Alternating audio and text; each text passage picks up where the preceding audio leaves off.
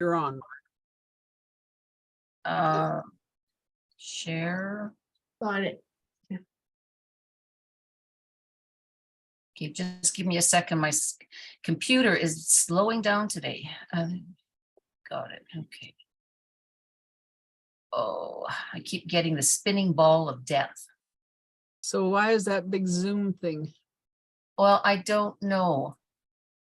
There. Yeah. Is that better? Yeah. Okay, I'm just going to fill the screen up. Come on. Oh, maybe I'm not. Okay, let's just go from here. Okay, during the workshop, if you've got any questions at all, ask me at that time. I don't mind being interrupted, and we can talk about it when the slides are right on the screen. Okay, so this is, Tina asked me to do a workshop on using a book box as a container for a scene. And so I'm combining a couple of workshops that I did with the one I did today. So I'm not doing a workshop on a particular item. I'm just showing you how you can build your own book box, or you can purchase book boxes. So here we go. First, a few years ago, I gave an in-person workshop at the club before COVID hit. And that year we were doing miniature scenes in unusual containers. And so it wasn't really a workshop where people took a book box and built from it. We brought a few people together that had different containers, and we just talked about how you could put a scene inside them. And my talk was on the book box. So I didn't do any notes on it, but I had a lot of photographs. So what I've done now is I've actually put instructions to the photographs that I had. And then I did give a PowerPoint workshop 2 years ago, I can't remember, on how to finish the outside of a book nook. And some of the techniques in there could be used on a book box.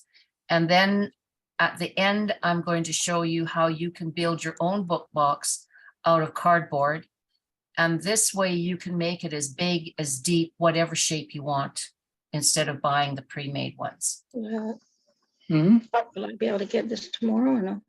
I don't know. So book boxes come in all varieties and sizes. This photograph shows some of the book boxes that are already finished on the outside and the inside.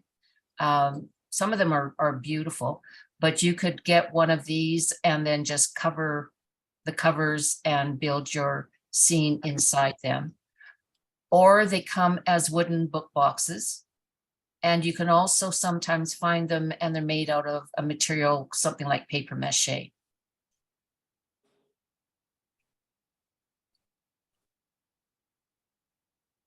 This shows some of the scenes that pictures or items I've captured off the internet that I thought really showed a good miniatures in book boxes. Hello? This book box, I was able to get the name of the artist. It's called The Room Book by Lenore Johnson. And I just like the feeling of it with the chair tucked in the back and the books laying around and everything. This one in the middle is a book box that has a depth on either side of the spine. Is somebody trying to ask something? Or? Tina? Yes. Yes. Somebody keeps, does someone want to ask a question? Or somebody is trying to talk to me. Who is it? It's whoever name says Vic, V-I-C. Oh, Linda. Should I just continue or do you need to? No, just go ahead. Unless Okay. the person speaks up, I have no idea what they want. Okay, the middle picture shows a book box that has got depth on either side of the spine. So you could do the scene on this side where the lady is, and then you've got the scene on the other side and literally close the book when you don't want to display it. And then the other one, of course, just shows another way of doing it with these two little children. It's a Hansel and Gretel scene. I like this picture in the back that shows the depth of the forest. It's a very good picture there. And I was looking through some of my email the other day and came across this book box by a woman called Catherine Asbar. She's a member of Quarter Connection, and this is an example of doing a book box in quarter scale. I really like it. It shows 3 different floors here. She's electrified it, and I like the outside depiction of it. So with all the trees and everything around, so the book sits in a really nice setting. And then of course she's got Santa Claus up on the rooftop. I emailed Catherine and asked her permission to show this in the workshop, which she gave. And she also had some pointers. She sent this picture to me, this one here. She said, if you're using one of the paper mache or cardboard book boxes, if you dig around at the bottom, you find an empty column underneath. And she said it was perfect for getting her wiring up this spine.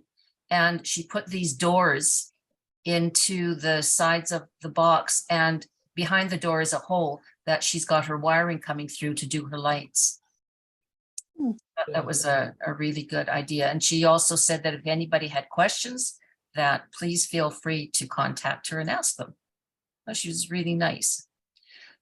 So this is the workshop I did before COVID on using a book box as the setting for a miniature scene. It's in 1/12 scale. And I did it with a wooden box that I had bought from Michael's. Whoops, sorry guys, I keep doing that. When you get the box, you don't have to do this with paper, but with wood, there's always areas that need sanding. So lightly sand over the entire box. And most of them are made out of a soft wood like pine. Take along this area here where the pages of the book would be, take either a wire brush or a sharp tool and scrape in lines across here so that when you paint it, it will give the appearance of pages.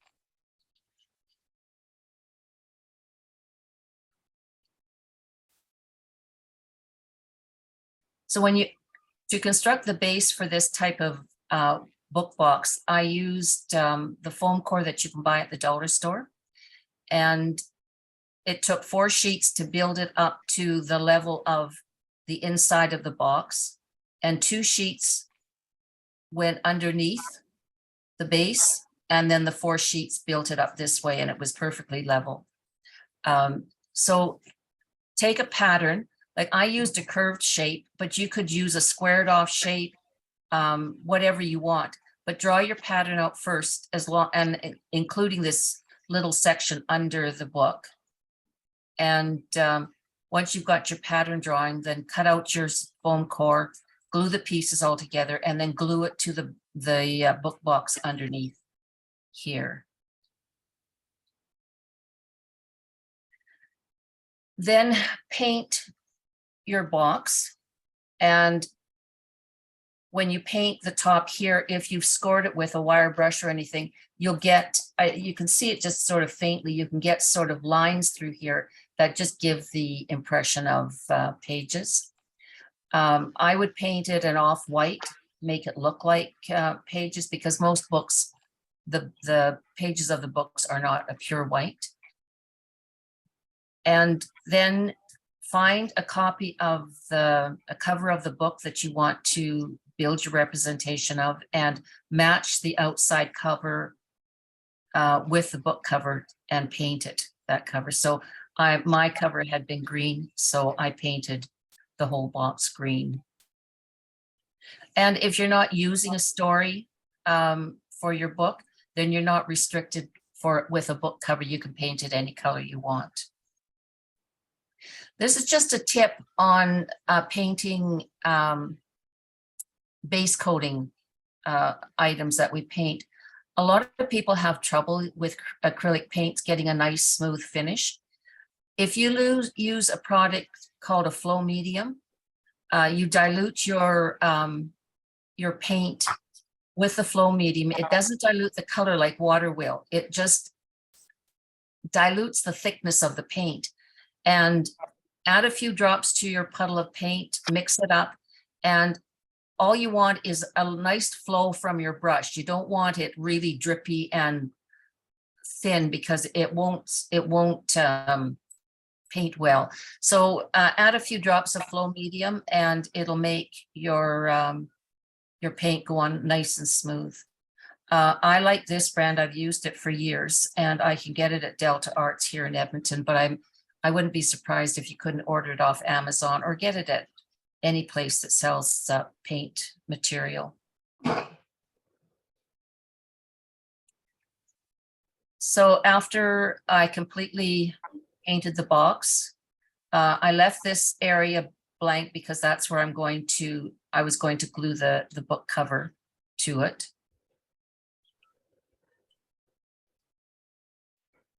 Okay, then the next step after you've got your box painted and your base in, you would put, if you wanted to add wallpaper like I did at the back, you would do it at this point. You would put your flooring on it or your whatever base, how you were going to finish your base, you put that on first. And then before you put all your items in your design, you do your pages if you're doing it from a book. And to make the pages look authentic, pick paper color that you start off with sort of a beige. And then I took chalks, soft pastels, and lightly colored along the edges to sort of age the pages. Okay, yeah, I've got find a passage from the story that suits the scene you've chosen. And you can type it up on your typewriter or your printer, your computer, and use a font that sort of fits in with the story line and print it off. So that would be your front page. I took one of the sheets after I had aged it and before I fixed it up to become part of this group of pages, and I glued it to the back of the wooden cover page so that when your pages are sitting here, it looks like the cover page of your book.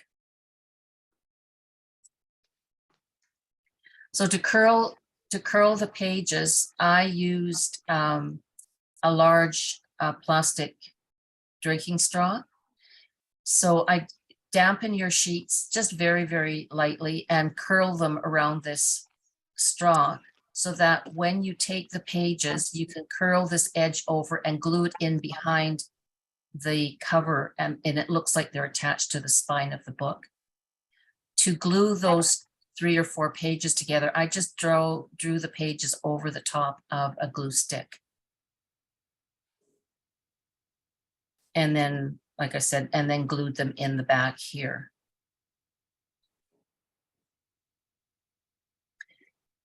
So to make pages look more authentic, instead of having them all sitting in a straight line, just gently curl the edges of the top and bottom of this, the outside edge of the pages with, you know how you use a sharp scissor to curl ribbon? You do sort of basically the same thing. You just take an edge like a ruler or a butter knife or something, and just gently pull it over the corners of the pages so that they curl out this way. And then I put on the backs of these pages, I just put a couple of dots of glue and then gently glued them to the back of each other and to the back of the cover so that they stay in place. So once the pages are done, the flooring is done, and your backdrop, whether it's a scene or wallpaper, then you can start adding all your miniatures to make your scene. Hey, Marg, how many pages did you actually use? Like 4? I only used about 3 or 4. All you need to do is sort of give that illusion of Right. pages. And if you get it too thick, then it gets hard to put into this corner over here by the spine. Oh, right, right. Yeah. So the only thing is that if you don't, like, just glue it across the middle here, because you want this loose, because normally pages are just, they're not attached to one another. So you want to give that impression. So yeah, I only used about 3 or 4 pages. Okay, thank you. And you only have to do the printing on the first page, which is nice. So this was the interior of the box when it was finished. I took some ribbon and trim and covered the foam core.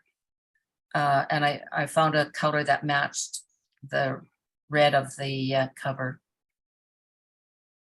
So it doesn't take very long, depending on what kind of a scene you're putting in it. But I really like this this book box. It was fun to do. The cover is a little bit more challenging because it depends on how comfortable you are with using graphic programs or whatever, because you find your cover on the internet. I usually use Google Images, and you want a cover that is flat, face on. You don't want one that's at an angle. And if you're lucky, you don't have to do anything to the cover at all. You just print it off with make your printing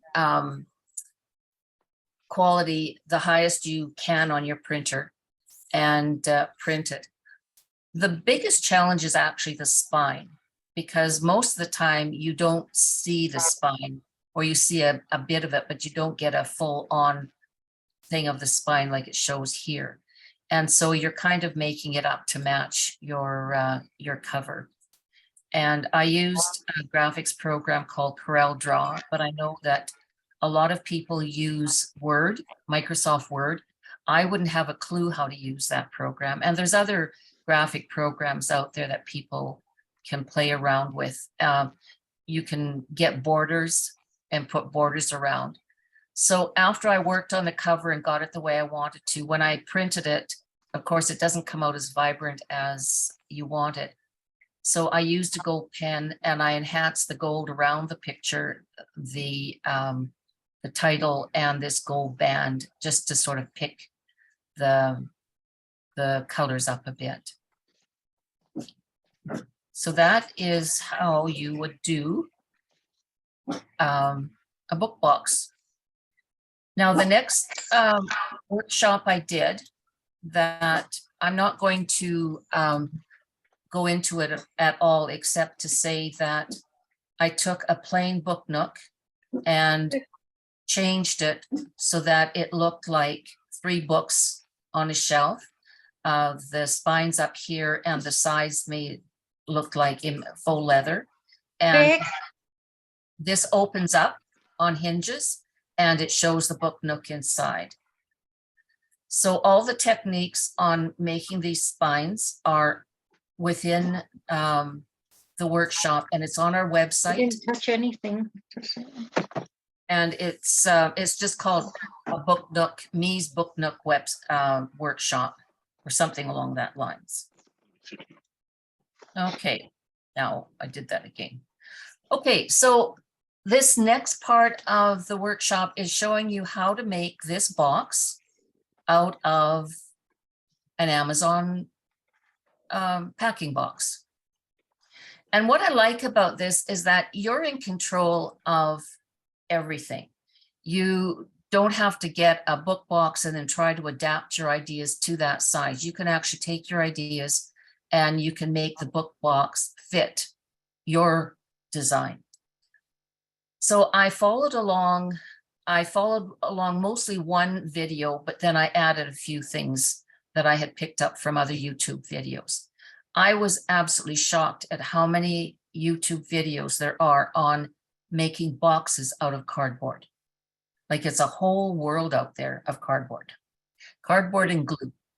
And in amongst those different styles of boxes, and some of them are absolutely beautiful, were book boxes. Okay, so that is what we'll get as our finished product. So here is the book box idea that made me start thinking that I wanted to make a book box that had depth on both sides instead of just the flat cover here and then a bit of depth in this side. I like the idea that you could close the book and you could protect it from dust and everything, but when you wanted to display it, you could open it up. So the material that you need to construct a book box is corrugated cardboard, and it's just, the weight is just the packing box weights. You need some lighter corrugated cardboard, and I used a box that an appliance had come in. So it's not as thick as the packing boxes, but it's still corrugated. I picked up some poster board from the dollar store. I used brown paper, the kind of packing that Amazon puts in the boxes.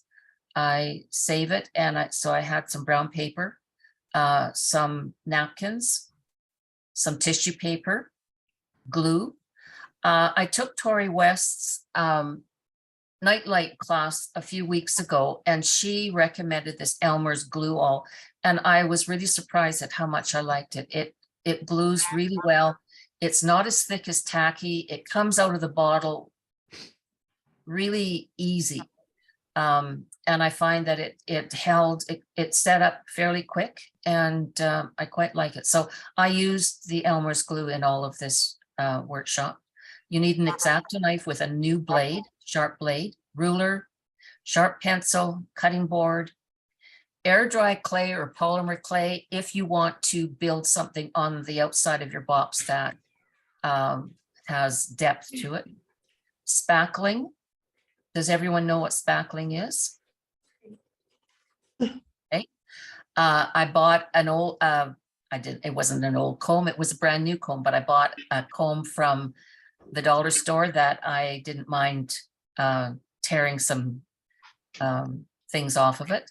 I have acrylic paints, and then metallic paints or waxes, metallic waxes, paintbrushes, a palette knife, and then odds and ends, whatever you want to decorate the front cover of your book box with. Now, the measurements I used here are not important. It's what the pieces, how you use the pieces, because you'll use the same pieces no matter what size book box you make. So I got these measurements, but they're only because they happen to be the measurements of one of the videos I was watching. There wasn't any better reason than that why I chose them. So you start off with cutting 4 pieces of cardboard, 6 1/4 inches by 3 inches, and you glue 2 of them together, giving you 2 sides A.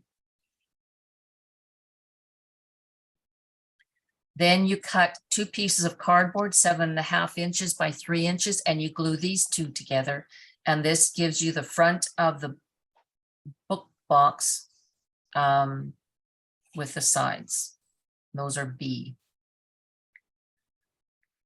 Then there's the back spine, which is it's 9 by 3, and the 9 inches is the complete height of the book box, counting the cover. So this is actually the spine of the book box, 9 by 3, and you cut 2 pieces and glue them together. So all of the pieces that construct the box are doubled up. And then these 4 pieces make the 2 covers, the front and the back covers of the book box, and they're 9 by 7. And I've increased the size of these because in the original one, I made a mistake, and it looks like a book box, but really the overhang from the cover isn't deep enough. So once you've got these all glued together, because cardboard is paper, and it will have a tendency to warp, I placed them 1 by 1 in between these books and just left them until they had completely dried. So put them under weight so that they can dry flat.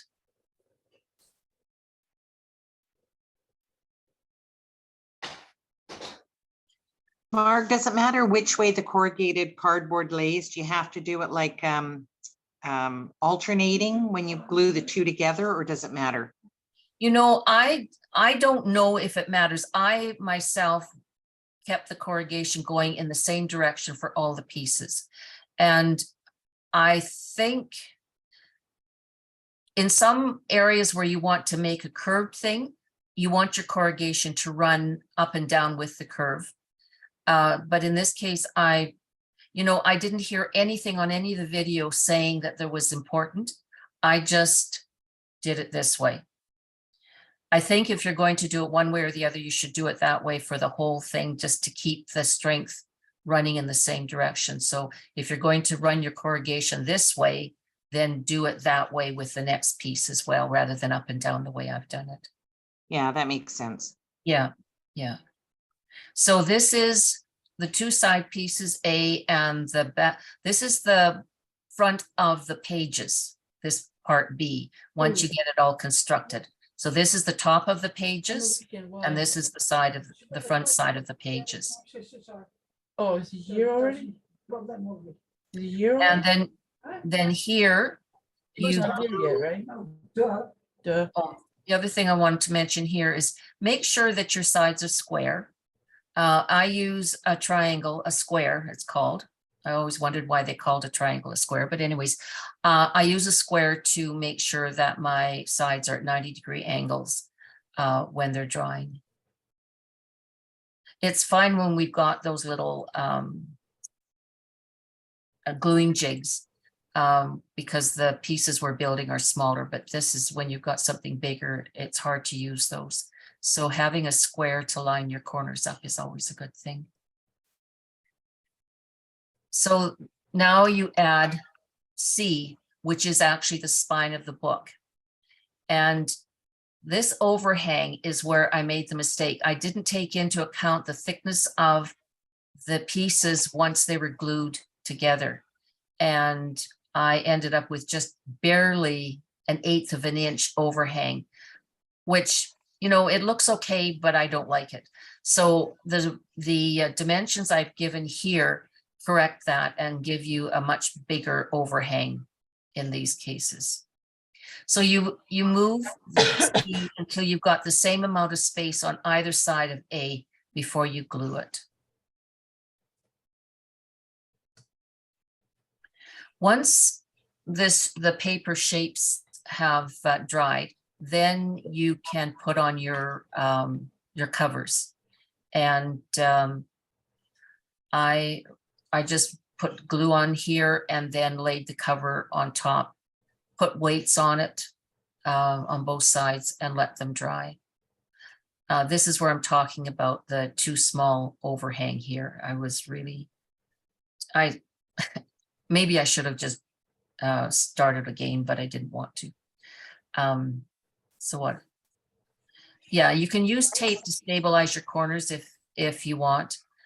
But once you've got all these pieces dry, I just piled some books on top and let it sit overnight. So in this particular video, I saw so many different ways of creating the curved spine on the book boxes. But this one was the only video that showed a book box that had depth on each side of the covers. So I followed this woman's instructions, which seemed really strange to me. So you have 3 inches along here of part C. Then you cut 4 more pieces, the same length, which is 9 inches, but you cut them 1/4 of an inch smaller with each side, so that when you stack them, you get this decreasing side and you get sort of a arc here. So does that make sense to everyone? Mm-hmm. Okay. Okay, so you cut these pieces and glue them on and make sure that there's the same amount of space. So it's about 1/8 of an inch overhang on each side. And again, you put some weight on it and let it dry. So you need to make a cover to go over top of that spine. And this is where you use the lighter corrugation. I used a a box that an appliance had come into. So turn the paper, the cardboard over so that you have the brown side, and you cut it 9 inches long this way, and then you measure in 2 inches and draw a line. Take a ruler and with an X-Acto knife very lightly score that line so that you're cutting the cardboard, but you're not cutting right through the other side, this picture side.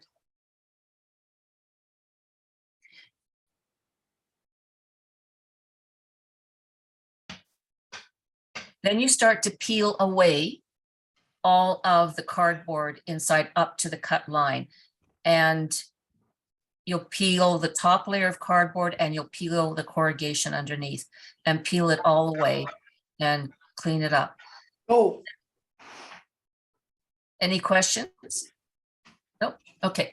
To measure the space for the spine, I took a piece of string and you measure from the top of the cover over top of the, let's go back here.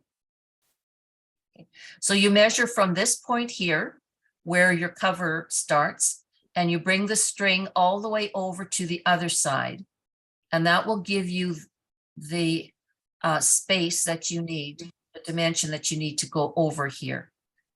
Does that make sense? yeah. Okay. So then you measure it here. So you mark the depth, the spine space here, and then you mark another 2 inches and cut it off. You do another cut line here and you peel the cardboard off the same as you've done on this side. Now these thinner pieces will be what will be glued onto the covers of the book, and then the spine will be draped over the spine, and this will be glued on the other side. Marg, Yeah. do you mash the spine where it goes in? Do you mash that so that it's No, no, no, what you can do is if you find that your kind of steps up to the top of the spine are not quite even, you can take your X-Acto knife and try to smooth them out, but Okay. it's really not necessary. Okay. This actually curves over, because what you're going to do when you get this, both sides done like this, you cut small lines in here with a ruler, parallel lines, and so it helps that cardboard bend over Okay. the spine.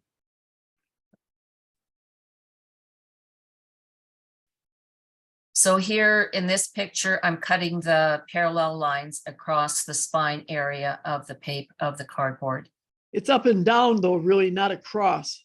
No, it's not across. It goes up and down. So have your corrugation. This is one time where you do need to run your corrugation up and down. You don't want to cut across the corrugation, but you cut with it. And so I cut these lines fairly close together, and I don't think I needed to. I don't think it makes any difference, but you just want it to bend smoother when it's going over this section of the spine. Sure. So I've glued one side already down here onto the cover of the board of the box. And now I just drape this over, press it down, and then glue the other flap here. So this is what it looks like when it's finished.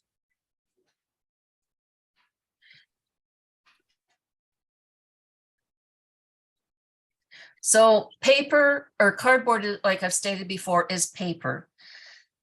And it needs to be sealed so it doesn't warp. And in Tori West's class, we built the structure for the little cottage out of cardboard. And she had us paint the whole structure with white glue.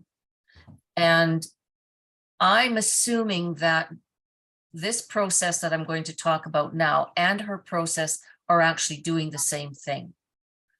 But I decided to just go along with what the video was telling me. So this packing paper that I had from Amazon, I took it and I tore it up into a bunch of little pieces.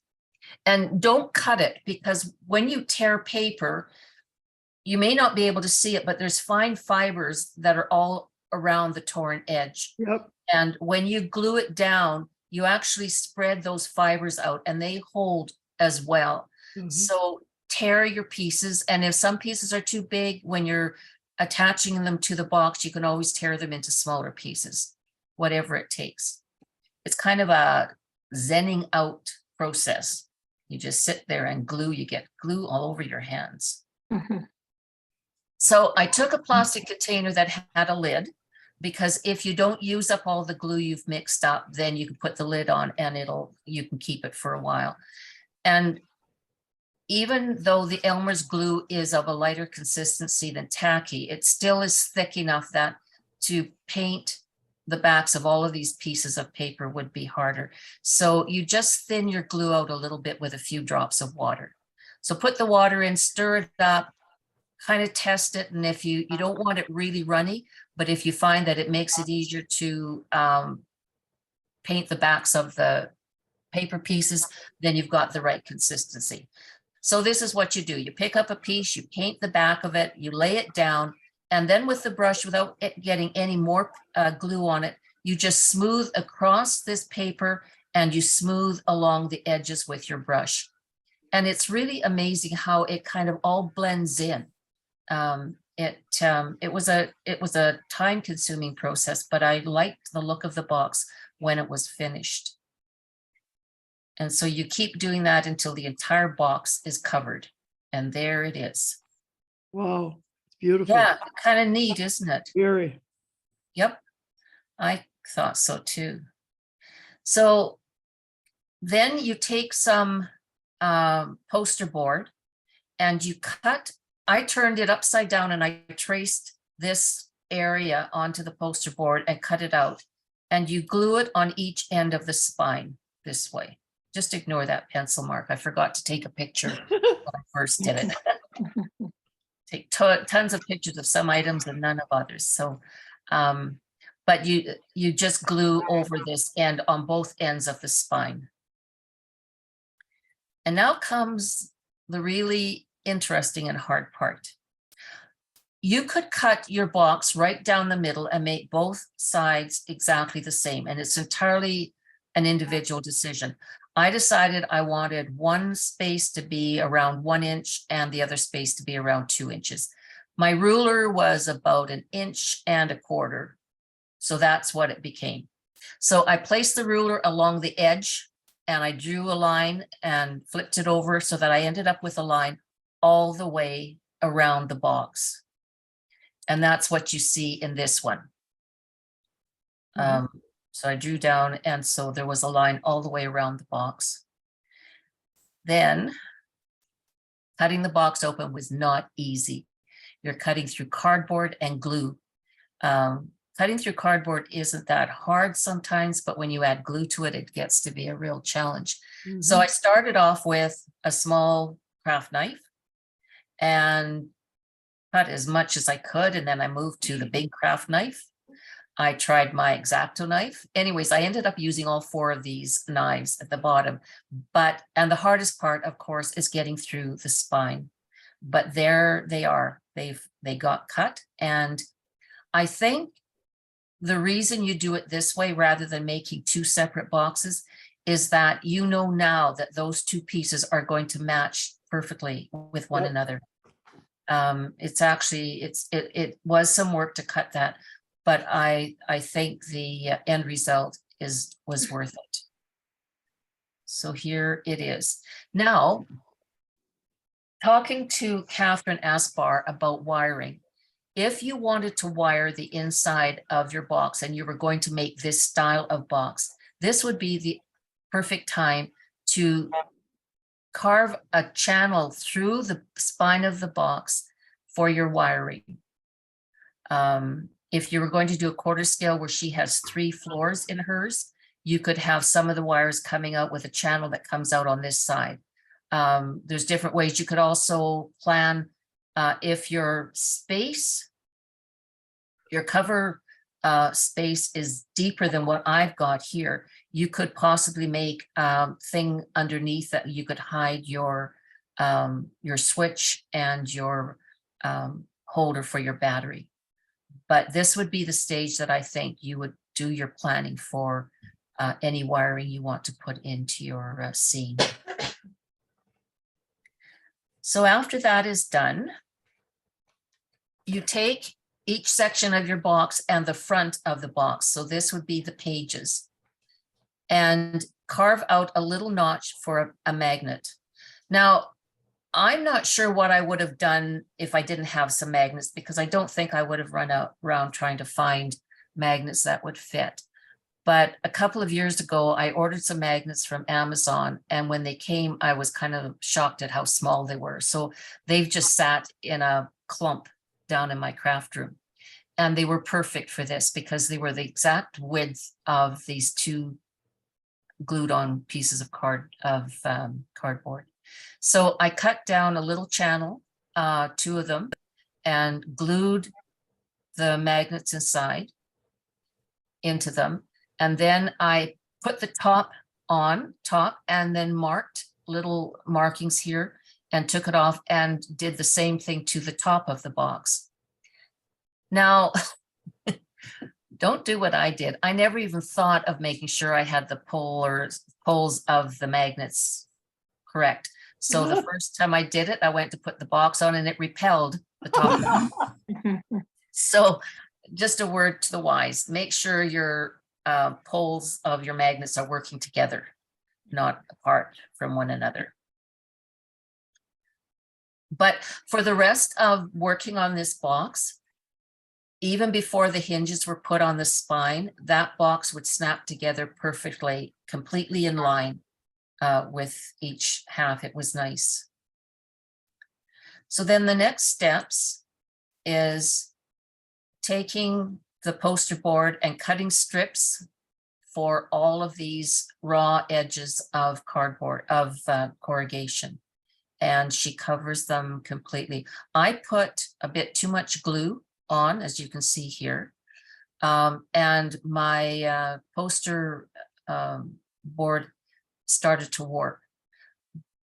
But it's not a big deal, because I think the reason why she does this is, first of all, it gives a little bit of protection to the magnets, but it also makes your edges very crisp, so that when you seal it with the paper, you get a sharp edge instead of maybe a mashed edge of cardboard that you might get otherwise.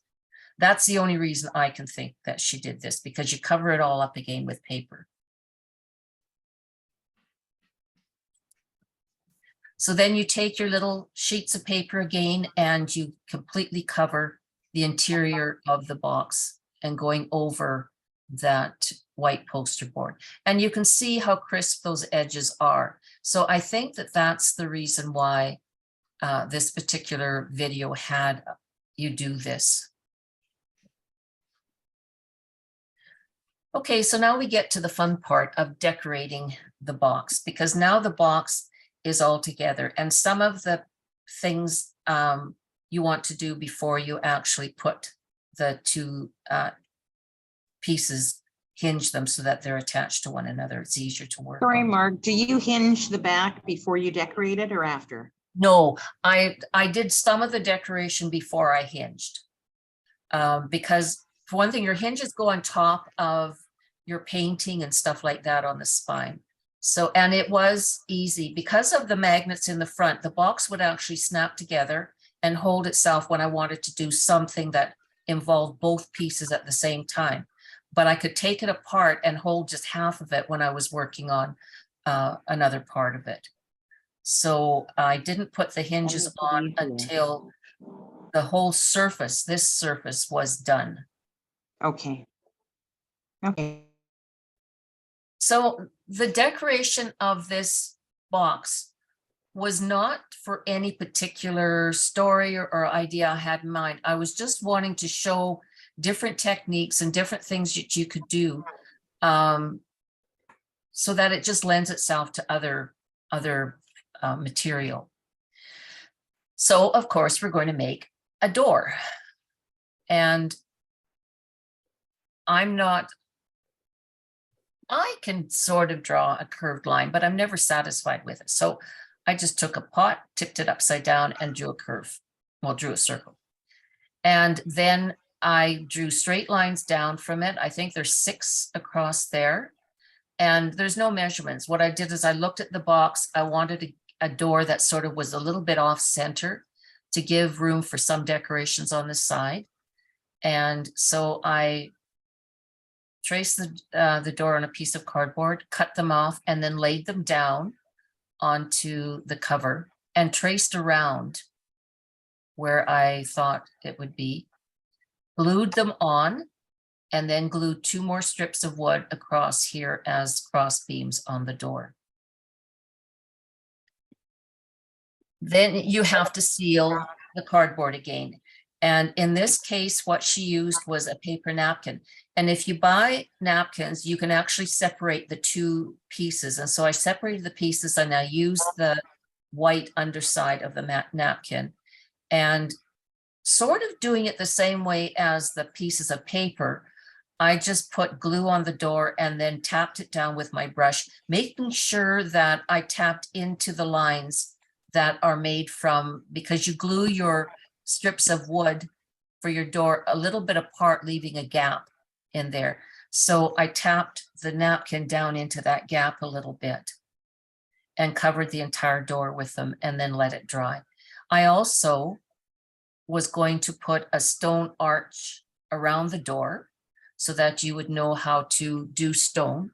And so I had already drawn the size of the arch that I wanted around the door before I had done it. So that's a good idea. Just do your drawing on your front cover before you start this thing, and then let it dry. So this is sealed, all the cardboard on the door.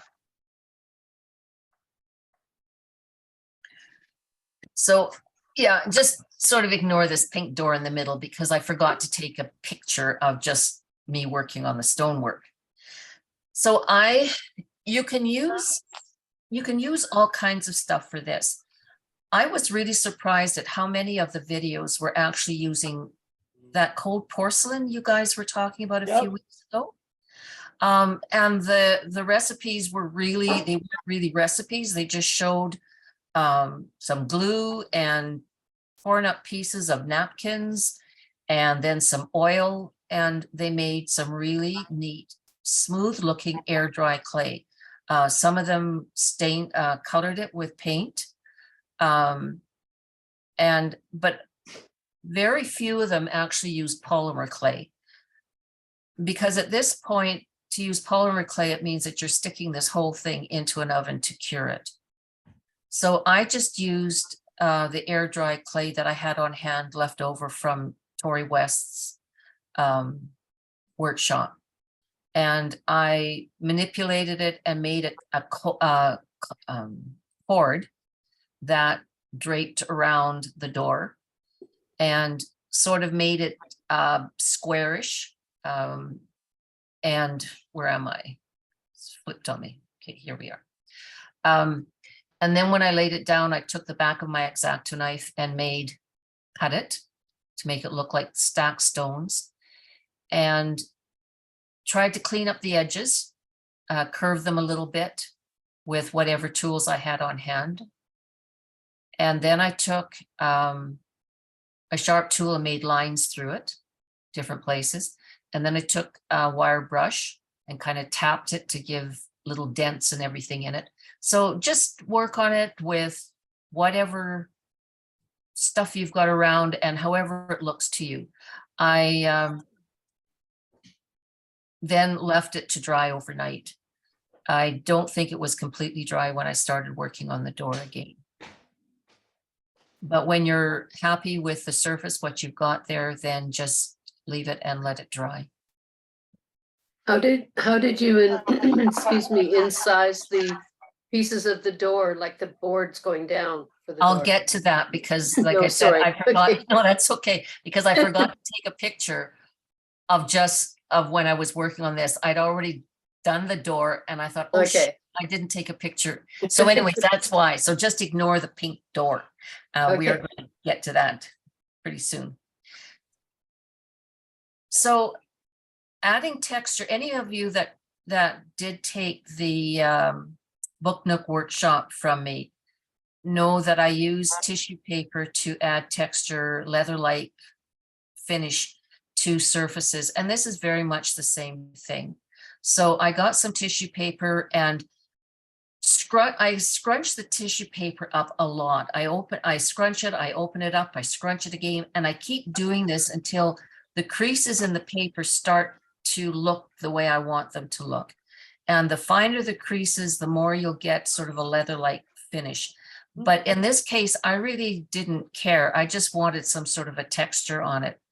So once I got the tissue paper all scrunched up and I was satisfied with it, I glue sections, like here's a section here that's got fresh glue.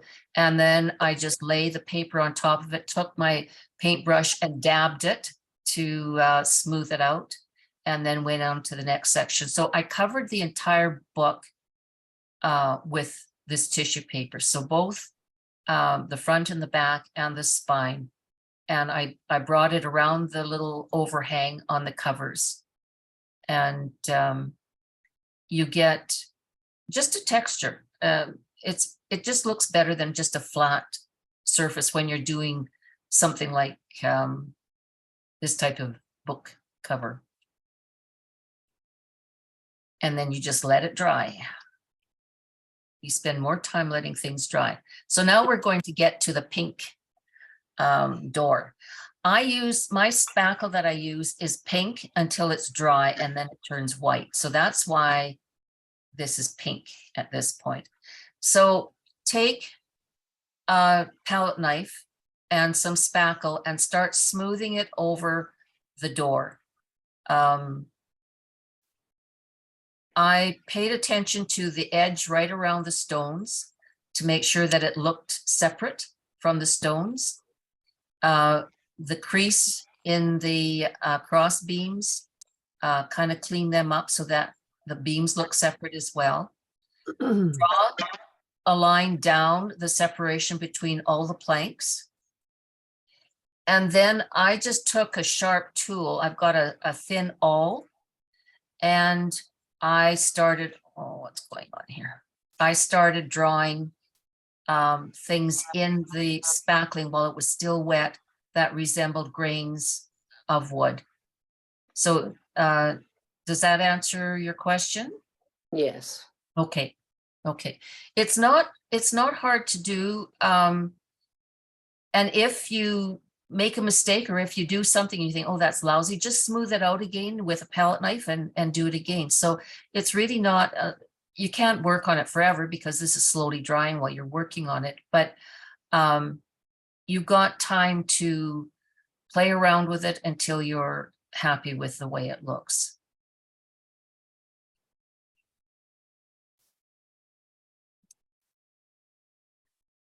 So then I set the door aside to let it dry. And I took the book box and snapped it together with the magnets and put spackling on all the areas that the pages were going to be. So there it is right there. And Make sure that it doesn't seal together, Marg.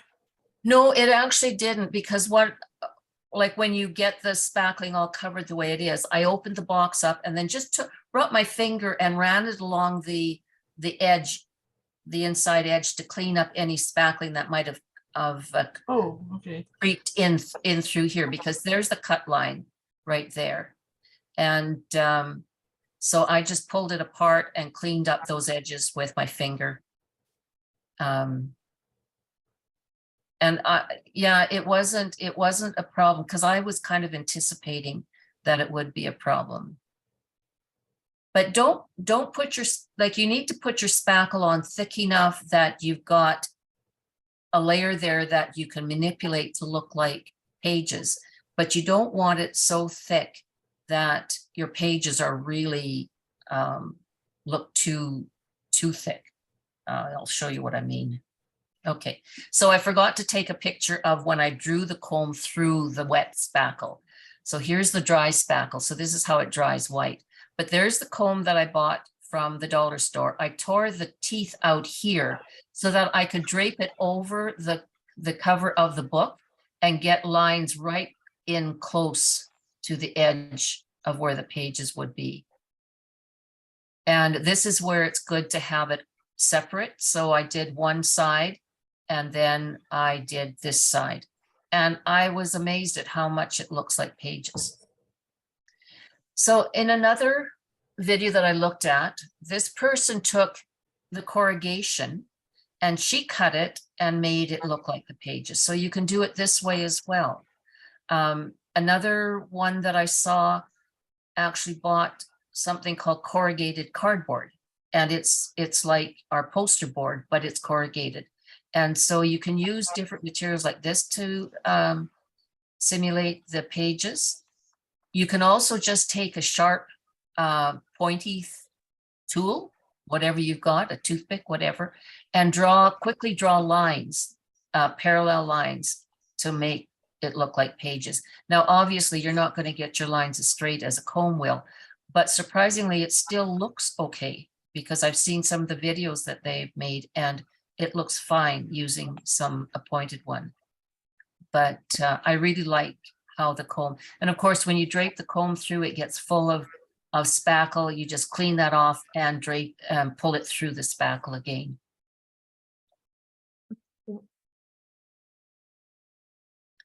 So this is the inside of the box, and you can see there's a little bit of where I've wiped the spackle, but actually those edges of the box are quite clean.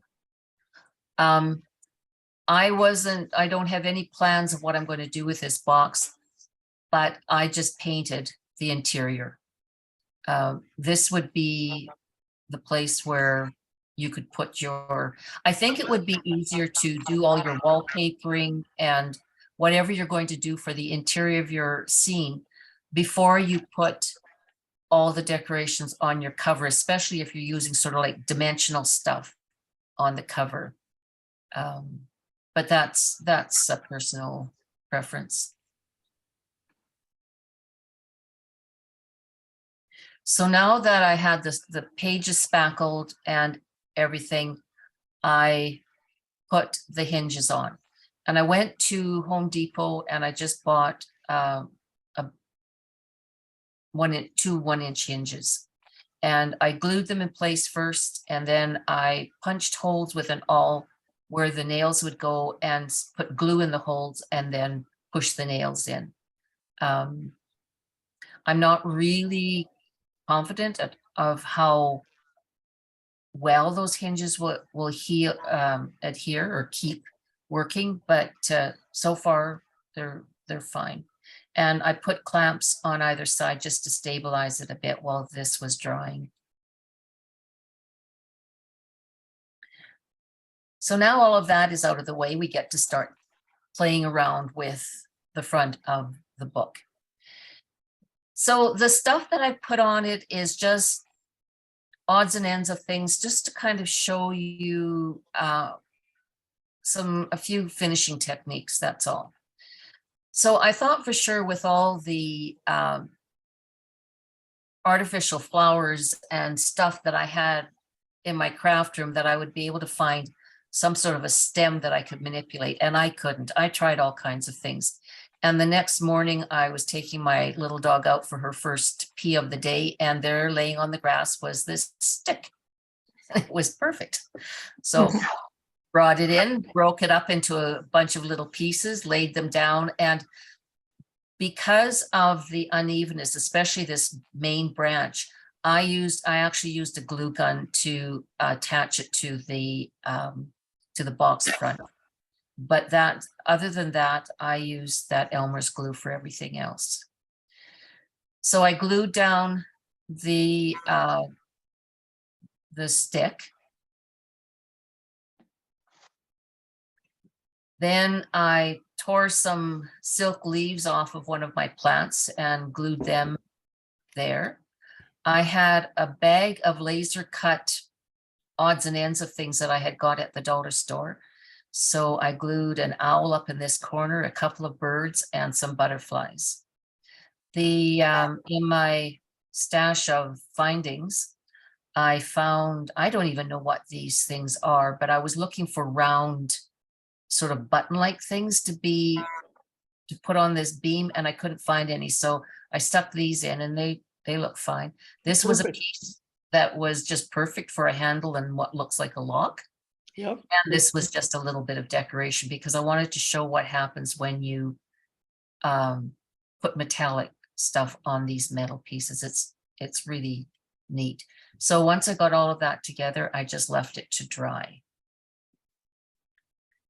So I showed my daughter a picture of this one and I said, I'm going to be painting it all. And she said, oh, don't do that. It looks so nice. Well, I painted it all. So a lot of the videos looks like they use black paint, and this looks like black paint at all, but the paint I used is called black green. So it's got a green undertone to it. I really like it. So you literally paint the entire box, the pages, everything. And then you let it dry. And the reason you do that is that the black becomes, well, first of all, the black, the solid color for everything anchors everything. It makes it a whole. Whereas when you look at this thing, everything is individual pieces. But when you look at it here, it becomes an entire complete thing. They're all the same color. They're not separate anymore.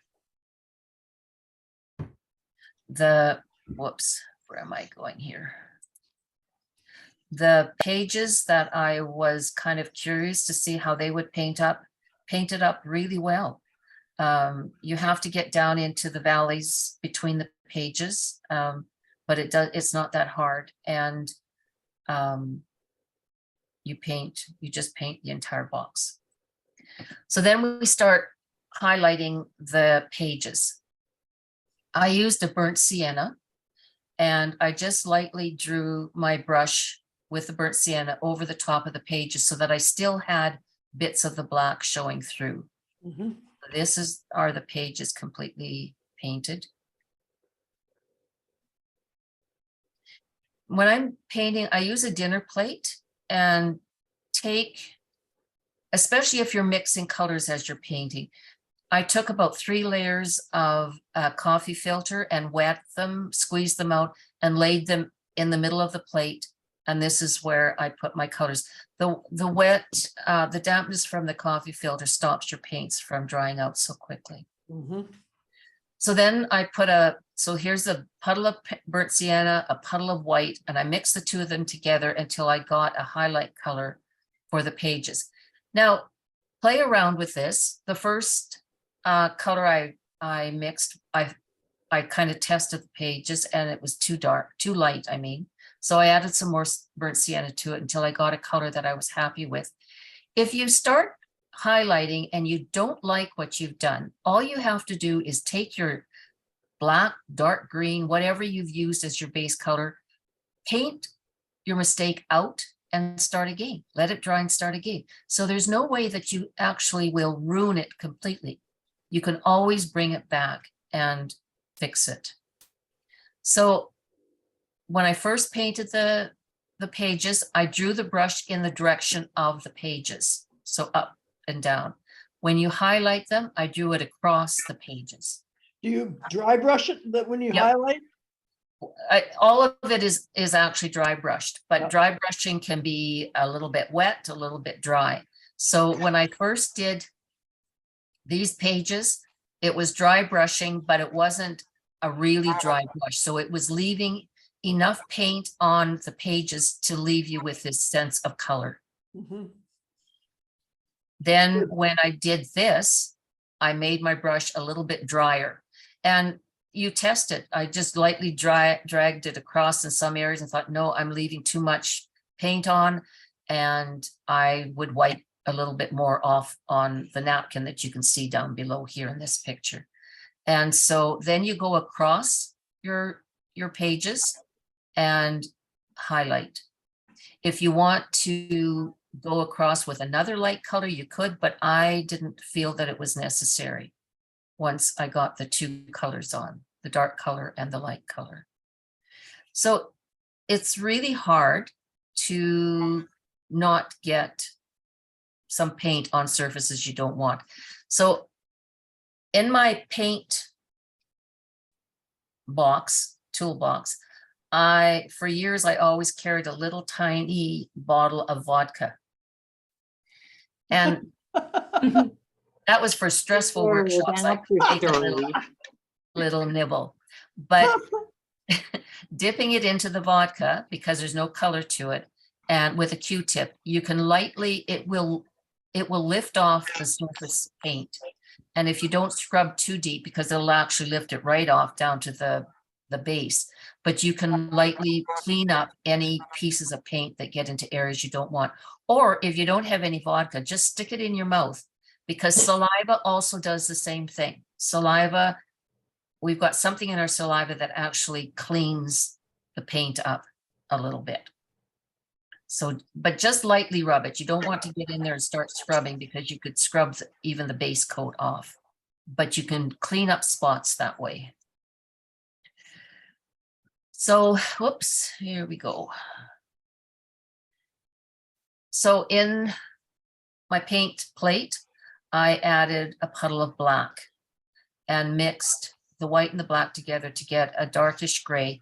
And again, I should have taken pictures of the first coat, but I didn't. But the first coat, I dragged the brush in this direction down. Then I mixed a lighter gray and I brushed it lightly across the stones. The marks that you added start showing up, and you get a stone-like texture, and you leave your little black lines that will be there. Don't try and paint into the lines. You just lightly brush the top surface of the clay.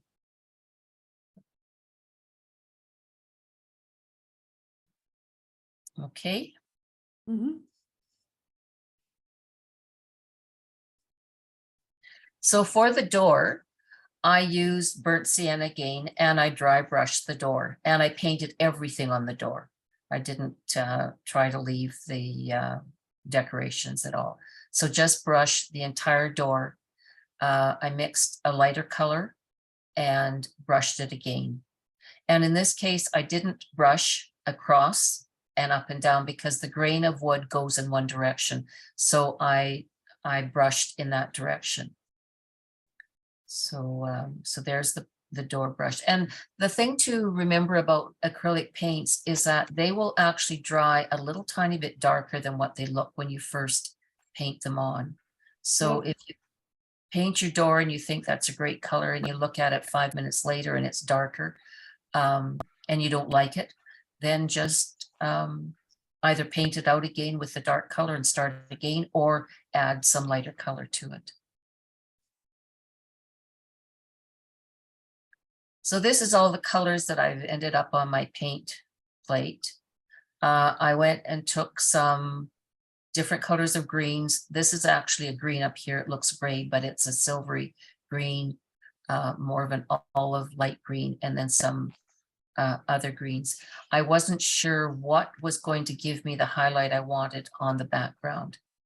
And it became sort of a mixture of this green and a bit of this green.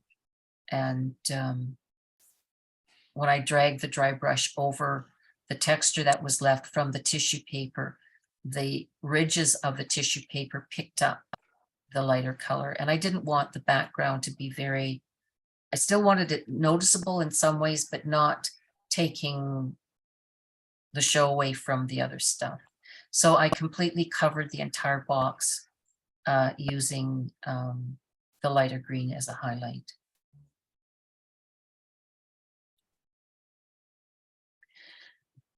So I don't know why the color in this photograph is so weird, but the box does not look that bluey green. But anyways, it doesn't matter.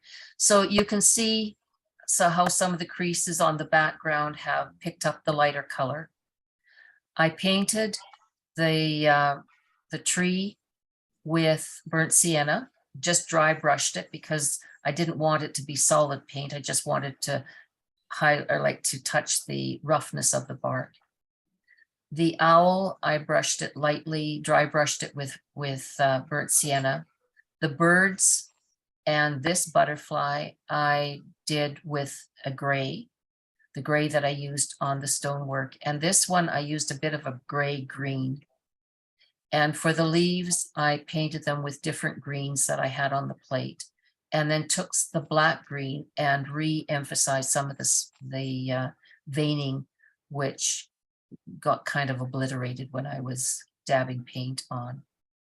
So this was the next stage. Down here. So then to highlight, I used a product called Rub and Buff, and it's basically a thick metallic wax kind of paste thing. You can see it on the end of my finger. And I just put a little bit on the end of my finger, and then I took my finger and went over the items on the door. So you can see how this, I rubbed this with the tip of my finger just lightly so that you're not getting into the grooves, you're just hitting the highlights or the high level of the relief. The little studs that I stuck in on the door, this door handle, and what kind of looks like a lock, were just done with the tip of my finger. I did all along the tree the same way. I did the owl with a little bit of gold. I did the birds with a little bit of silver and a bit of gold on their wings. The butterflies I did in silver and a bit of gold. And the leaves, I just brushed the edges of them with the silver leaf. Whoops. Oh, for Pete's sake, Margaret. Okay. And what I also did is I think I've got it here. Yeah, here. I also took some antique gold and I brushed just in lightly across the very high sections of the pages so that there's a bit of a glint on the pages. And I haven't done it with this, but the videos, the last stage is they all took an acrylic varnish and completely covered everything with the varnish at the last. Some of them used a real gloss varnish, which I personally don't like. I think if I do this, I will just use a satin varnish or a matte, but it does seal everything well. And that is sort of the end of the workshop. Now, I had said that I would give some suggestions for videos and artists. This Dream Fairy DIY, she does some really nice stuff, but she uses a lot of molds, like silicone molds, where she puts air dry clay in, so she gets some really neat shapes that she can add to her book covers. She does a lot of covers for notebooks and for sketch pads and things like that. And so she uses these molds. And I think they would work, but molds aren't cheap, and I would only buy them if I wanted to continue making these types of things. So she's one of them. Another one is called Mama Art and Craft. They do some really neat decorating on boxes. And then Sartes, I'm not sure how to pronounce that, but I think this person is from Spain. I'm not sure. Dream Fairy DIY, I think, is from Russia. I'm not sure about the middle one. And then some of the titles that you can search on YouTube for, I've put down here. But really, all you need to do to find some awesome things is just put in cardboard boxes. And there's just more videos than you can even imagine that pop up. So does anyone have any questions at all?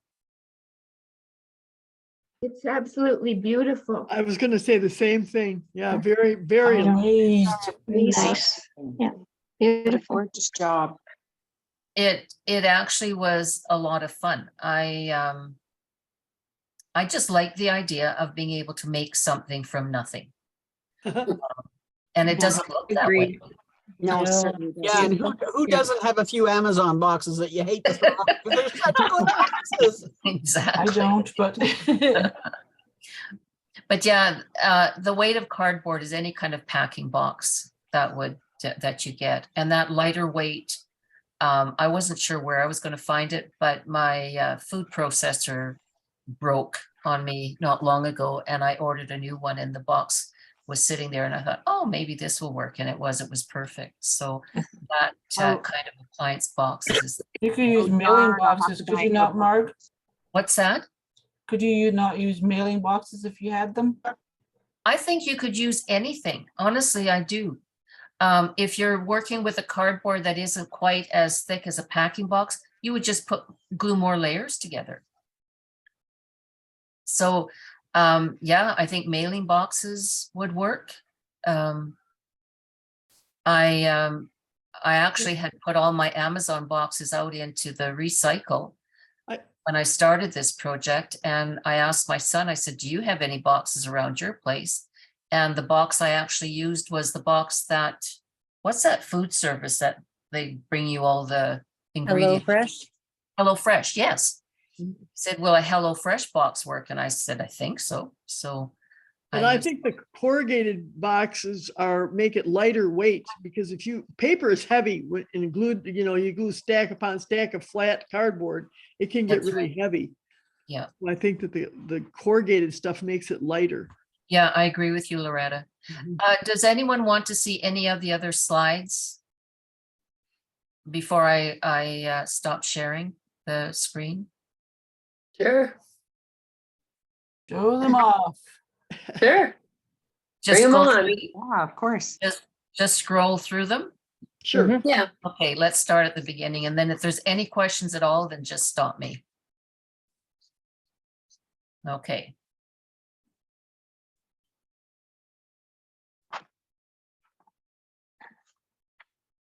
Whoops. When I scroll, it goes too fast on me. Were no box shapes at St. Albert, Michael's, no cardboard, no nothing. No, no. You actually, I don't know. I suppose there might be some place you could buy corrugated cardboard, but I think we have to look for boxes. Why? There's plenty of boxes around. Shouldn't be Yeah. a problem. Oh, no, I have to rephrase that. There were no pre-made wooden book boxes Oh, or the brown paper ones we used to buy. There was yeah, I nothing know. in the brown paper there today at Yeah. all. Michael's used to carry the paper mache boxes, the Yep. book boxes, but I haven't seen them there for a couple of years now. No, there was no paper mache there today at all. No, they have a lot of these decorative boxes, Yes, like these, yes. and they've got some nice ones, but they're also nice prices too. Oh, no kidding me. And, Scottsdale. but I did see a wooden box a couple of weeks ago. A couple of wooden boxes were on the shelf at Michael's, like this Okay. one. Yeah, so that you can get them. And the wooden boxes are nice because they're a good, strong construction. I think there'd be a little bit more manipulation if you wanted to put wiring in it. But from what Catherine said, if you tip one of these boxes up, there's a hollow core that runs through here. You just make the hole in the bottom and you can run Mhm. your wiring up there, which I thought was a good idea. Sometimes winners used to carry the decorative boxes. Oh, yeah, okay. Home Sense. Yeah, you do, you stumble on them in different places. But Michael's usually are flowery and all that kind of stuff. Catherine shared with me that this, The Night Before Christmas poem was published in a 1937 Oregonian paper Mm. that her mother-in-law had saved and had in a scrapbook. Wow. And that's what started this entire project of hers. So, and she said that the material on the outside of the box she got from Alpha Stamps, and the furniture and everything inside the box, just odds and ends that she already had. But I think the Santa Claus across the top is so cute. So there's the chimney behind them, Uh-huh. and there's Santa. He's come down the chimney. He's standing in there in the living room. But Love that box. yeah, I do too. I really like it. So this is where she said she dug the hole, and it was hollow in that spine area of the box. So it looks like she also wired up the street light. No, that would be really cute. And then she's put windows along the sides. Mhm. So she did a really nice job. I enjoyed doing this. Whoops, I go again, flipping around. Start scrolling in the wrong part of the screen. I enjoyed doing this one, and one of the few miniatures that I've actually finished. It's very Maybe nice. the only way I get anything finished is to do a workshop, and then I have to finish it. Yeah. So there's the box.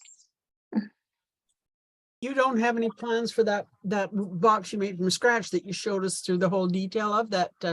No, I don't. I just did it for the workshop. I didn't do it because I had anything to put in it. Should we take bids on it? We could start at $50.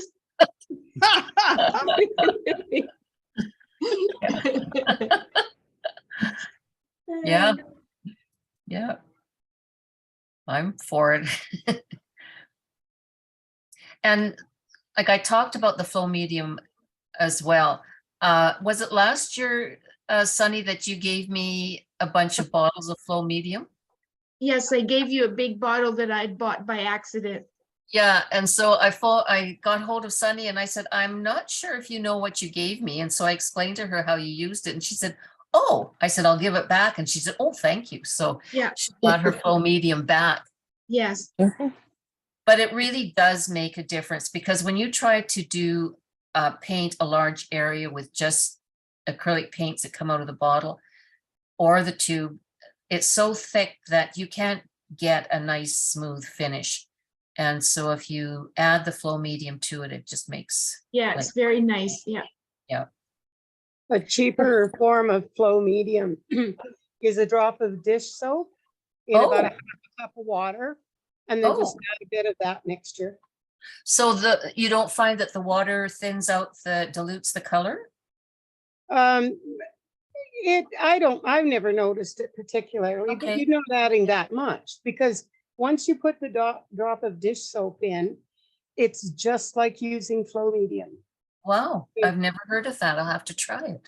I learned that from painting the miniatures, like for Warhammer and stuff. Okay, okay. Oh, that's really neat. Cool. Yeah, no, that's really good.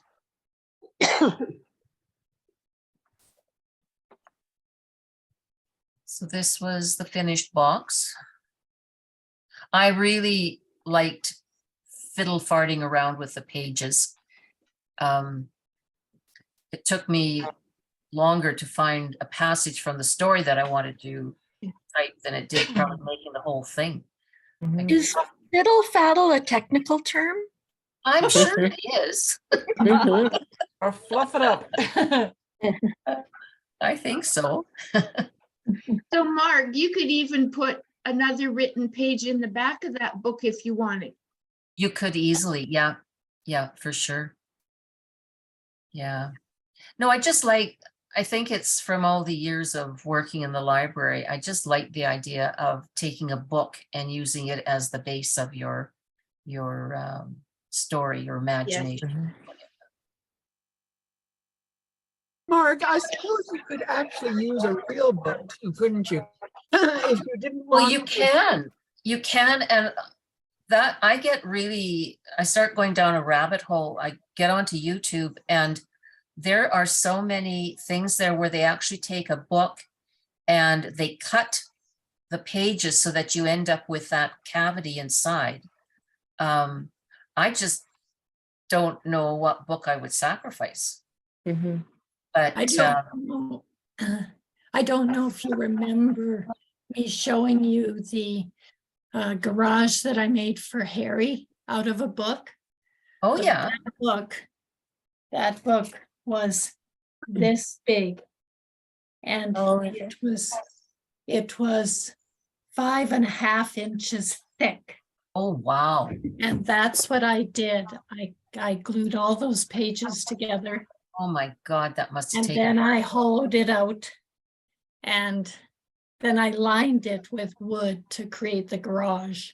Oh, And it turned out beautifully. How Well, did you cut it out? How did you cut out the pages? On a chop saw. Oh my God. Oh my God. I had to do them in sections.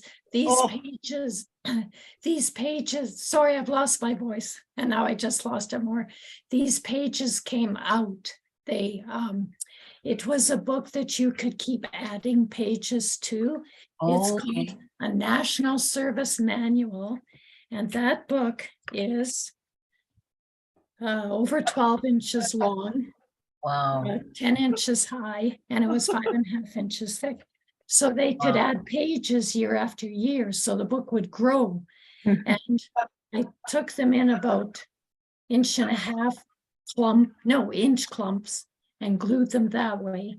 And then when I got all those clumps, I glued 3 of the clumps together, and that's what I took on the chop saw. Oh and my cut God. them with a Wow. chop saw. And then finished them off with a handful. Yeah, it was Wow. interesting. Wow. Yeah, that would be really neat. Yeah, it turned out lovely. I'll Yeah, bring it to display someday. yeah, it would at be one of nice the to see shows. it. Yeah. Yeah. So anyways, this is, Very Yes. nice. Beautiful. this was a fun workshop too that I enjoyed doing. And the backs, the spines of these books are done with the tissue paper, but done with them really fine, so it looks more like leather. Mhm. Do you use real books, Mark? No, they're constructed out of cardboard tubes from paper towels. Yeah, but so could you use spines of old? Oh, of you old know, books?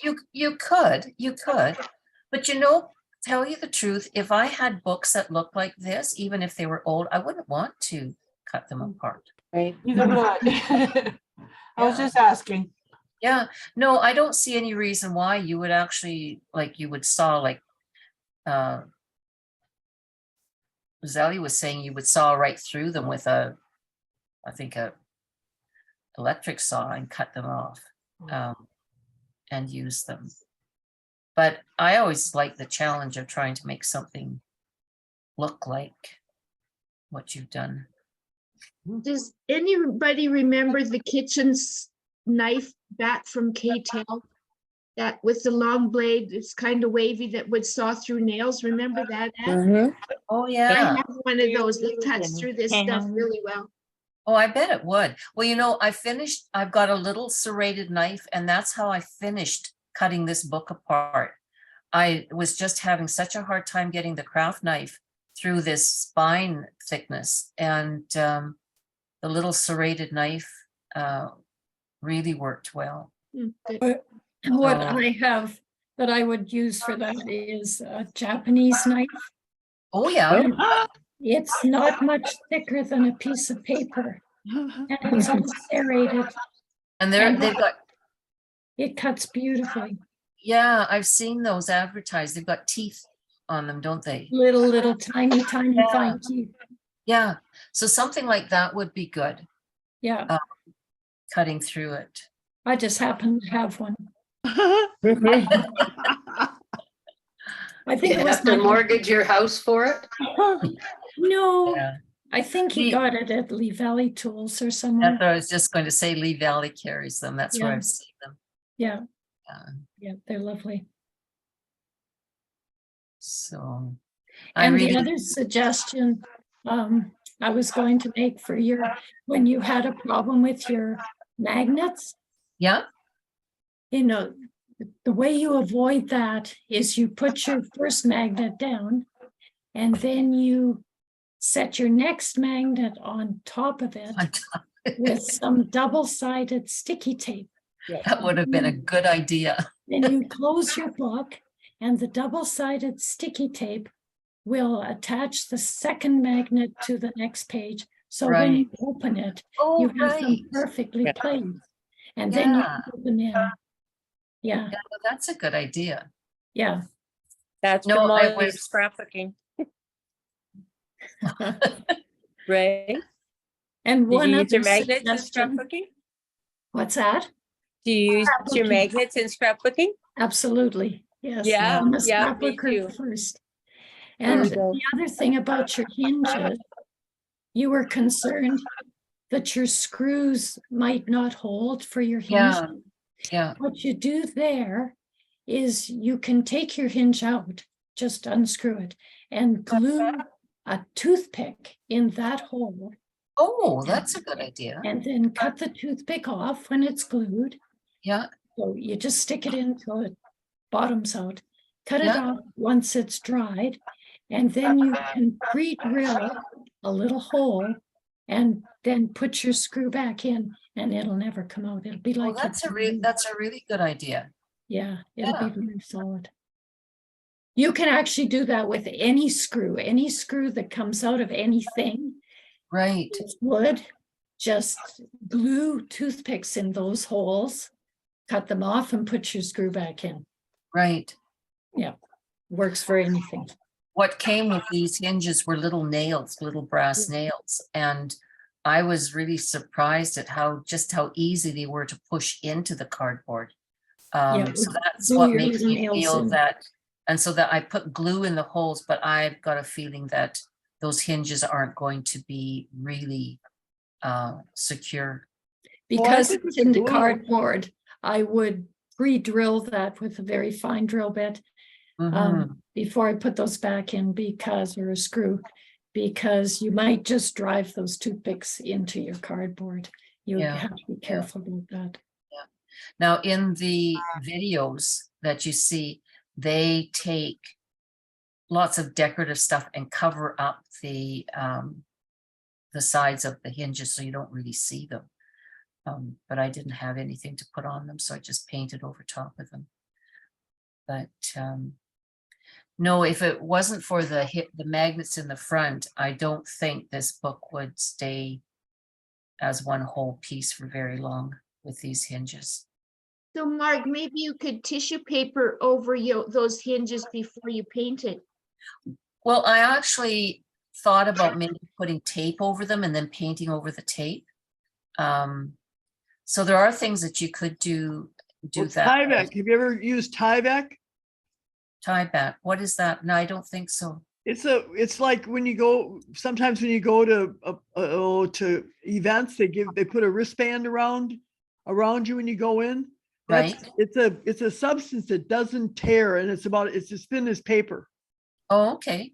If But you ever they- go down to the States, go to the Oh, US Post Office, I- give you those I envelopes. know. that it's Yeah, tied I back know for what you're free. talking about. That stuff works like a charm, and it's invisible. Yeah. Yeah, I thought about using that because I had to go out and buy these hinges. I thought about using that because I have saved some of it, Yeah, I save it all the time. Yep. but I wasn't sure how close I could get the spine Yeah, together. And so I thought, okay, I'm just going to use the hinges. But yeah, I've heard about that being used in hinge areas, like for doors and stuff. Yeah, with And hinges. I use it on walnuts, putting walnuts together. Yeah. Oh, yeah. Okay. And you can disguise it very easily. Yep. with pink- Well, one of the videos I watched, what she used was, but she just had the like the wooden box style. So, but when she was putting the front cover on, she just used a piece of material. Oh, and- fabric, yeah. Yeah, Mhm. glued it on and laid it there, and then just covered it up with other material. So that was an option as well, but no, I stuck with, Well, that I sell that little kit of a jewelry box. And if Yeah. you remember when we did that, I used just this tiny piece of black silk. oh, And yes, that's right. that operated as the one. And for the one that was done for the Alice in Wonderland, the clear one, I just used Scotch tape. Oh, yeah, Because I'm not planning to open and shut and open and shut and open and shut and open and shut the jewelry box. So no. Yeah, and if you were, well, once we finish a miniature, we actually don't play around with it a lot. It's just on display. But in this case, when you can see the open box, you can see the space down the middle. Anyways, I use those hinges and I'm not really confident that they're going to work. So maybe I'll take them off and play around with them and try to secure them more by using some of the suggestions. Anyways, I'm going to stop sharing for now. There we go. Before everybody goes, I have 10 cigar boxes Oh, wow. that I could bring to the garage sale for people that want to tell me they want one. Okay. Wooden lining How deep are they, Sunny? that you can pull out there. Let's see. The inside measurement is 5 1/4 by 7 7/8, so almost 8 inches by 2 1/4 inches deep. Okay. So they've got a nice depth to them that you could do a, Yeah, they're beautiful. So they Yeah. have, the little brass hinge and everything. oh, nice. So if anybody wants to text me or email me, I have I have a 10. friend that makes guitars out of those. Oh, Yes, wow. I've seen those. Yeah. Hmm. They're beautiful. Thanks for the awesome workshop, Marg. Oh, Yes. you're welcome. That was Very nice. great, Thank Mark. you. Yeah, So great. is that the last workshop of the year, Tina? Yes, thank you. You're welcome. Don't we have the garden arbor yet to do, Tina? Oh, yeah, theoretically, if I ever get it designed. Barb has something. No rush. This, well, this is, that's a nice Christmas box, Barb. this is a box that I actually bought at the gift shop at the Cross Cancer Institute one year. Oh, nice. And I'm going to turn it into a 3-story quarter scale Santa house. No, that'll be really nice. It's called the Gingerbread Santa. Oh, beautiful. That'll be a good one. Yeah. No, some of those boxes are so pretty. Like the ones I've got, every time I think about using them, I think, oh no, I like it too much. So I walk away. And put them on the shelf. Well, I'm glad you guys enjoyed it. And it will, I don't know how, but it will eventually end up on our website. Tina, Catherine asked me if she could see the workshop. Are workshops just for the club? I thought. No, actually, anybody can find them. Okay, then I can.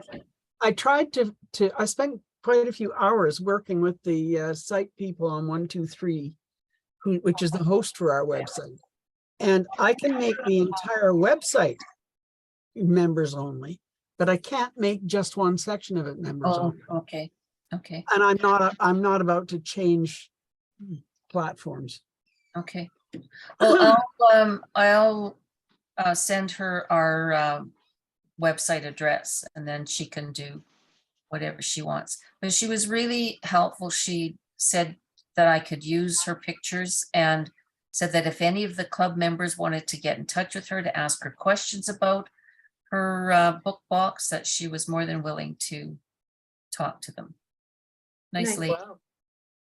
And what surprised me, I don't know if any of you are familiar with her, but her husband is a railroad guy, which a lot of the people in our club, their husbands are as well. But she just builds these beautiful houses with all the people around them. And I just love the feeling of them. She's only been doing miniatures for 7 years. But she said she spent her previous life hanging around railroad stores. And so she must have been absorbing something because she did something called the Winter's Mansion, which is an actual house that is in Nevada that she liked. And so she did a miniature of it and worked with a fellow that makes kits and adapted one of his kits to look like this house. And she did such a beautiful job of it. Mhm. So if you're ever online, go into the Quarter Connection and find her album in the photos. Her name is Catherine Asbar. CA or KA? Just a minute, I'll find it because I can't, it's a different spelling.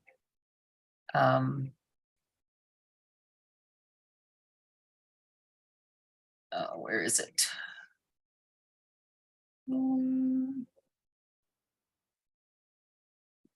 Okay, her last name is ASBAHR. ASB? AHR. So A as in apple, S as in Sam, B as in Bob, A as in apple, HR. Hi, Karen. Night, Karen. Bye. Thanks, Marg. Okay, I've lost everybody. Oh, we can see you. Can I you can see see me? you, Marg. Yeah. I'm gonna close. Oh, there we go. So Catherine, it's Catherine? Yes, Catherine, KATHRYN. Thank you. That's wonderful. I first noticed her because she seems to be building a town, like a street, and all these houses kind of connect and the businesses connect, and you can feel the influence that she must have from her husband with the trains. But she does a really good job. Nice. Yeah, Have to try that. nice lady. Okay, So- guys. So we'll see you all at the garage sale this weekend. I don't know, but. Yes, I'm driving up for it. Definitely. Unfortunately, I can't make it. You're Sorry, driving up Tina. from Calgary for it? I am Wow. Good, good. What day? What day? Friday. Right. I'll be there on Friday. 2 Okay, o'clock. Thank Night you, all. Marg, again. okay, Appreciate you're welcome. Yeah, Thank very you, Marg. nice. Yes. Yeah, it was a great workshop. Really Marg. enjoyed Thank you it. so much. Night, Good Good night. night. Good night, Good everyone. night. Bye, everyone. Bye. Good night. Night. Bye-bye. Bye.